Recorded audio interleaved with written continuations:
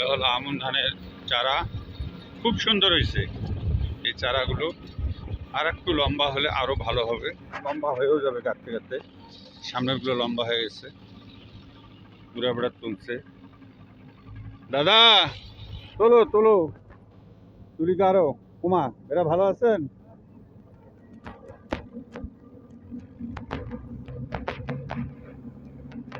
ভাত পানি খাচ্ছিস? গাড়ি আছে, পানি যে আসতেছে, কারেন্ট আছে না, ড্রেন দিয়ে পানি আসতেছে, মোটরের পানি। দেখেন কত দূর থেকে মোটরের পানি, ওই যে মোটরের পানি আনা লাগছে। এটা হচ্ছে তিস্তা ব্যারাজের পানির জন্য ড্রেন করা হয়েছে। গত সরকারের আমলে খুব চেষ্টা করছিল পানি আনার জন্য, পারে নাই। দেখি এই সরকারের আমলে আল্লাহ পাক পানি আনতে পারে কিনা।